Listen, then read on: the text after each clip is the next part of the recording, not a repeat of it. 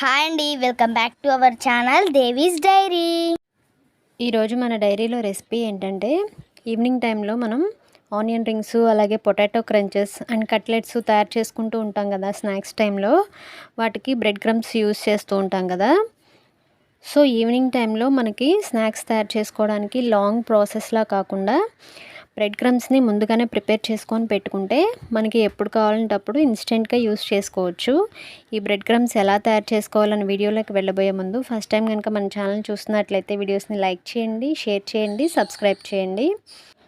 ముందుగా బ్రెడ్ స్లైసెస్ని అయితే తీసుకోవాలి. దానికి మీరు బ్రెడ్ క్రమ్స్ ఎంత క్వాంటిటీ కావాలి అని అనుకునే దాన్ని బట్టి మీరు ఎన్ని స్లైసెస్ కావాలంటే అన్ని స్లైసెస్ తీసుకోండి.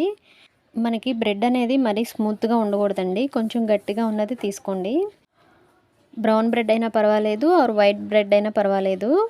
నేను ఇక్కడ బ్రౌన్ బ్రెడ్ తీసుకున్నాను. అలాగే 6 వరకు తీసుకున్నాను స్లైసెస్ వచ్చి.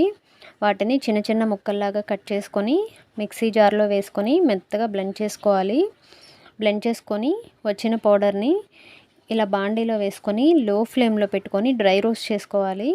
ఇందులో ఏమాత్రం కూడా ఆయిల్ యాడ్ చేయకూడదండి.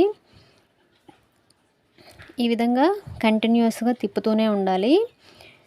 మనకి ఈ క్రమ్స్ అనేవి ఇలా రవ్వలాగా తయారవ్వాలన్నమాట, క్రిస్పీగా ఉండాలి. ఇప్పుడైతే మన బ్రెడ్ క్రమ్స్ తయారైపోయాయి. చాలా ఈజీ అండి, చాలా క్విక్గా తయారు చేసుకోవచ్చు. ఇప్పుడు వీటిని ఒక ప్లేట్లోకి ట్రాన్స్ఫర్ చేసుకోవాలి. చేసుకున్న తర్వాత వీటిని కంప్లీట్గా చల్లారనివ్వాలండి. చల్లారిన తర్వాత మాత్రమే ఎయిర్ టైట్ బాక్స్లో మనం స్టోర్ చేసుకోవాలి, లేదంటే క్రమ్స్ అనేవి పాడవుతాయి. ఇలా ముందుగానే స్టోర్ చేసుకొని పెట్టుకుంటే మనకి ఎప్పుడు కావాలంటే అప్పుడు ఇన్స్టెంట్గా వీటిని యూస్ చేసుకోవచ్చు.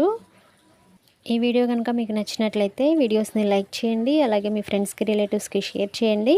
మరిన్ని వీడియోస్ కోసం మన ఛానల్ సబ్స్క్రైబ్ చేసి పక్కనే ఉన్న బెల్ ట్యాప్ చేసి ఆల్ అనే ఆప్షన్ క్లిక్ చేస్తే నాకు కొత్త వీడియో నోటిఫికేషన్ వచ్చేస్తుంది.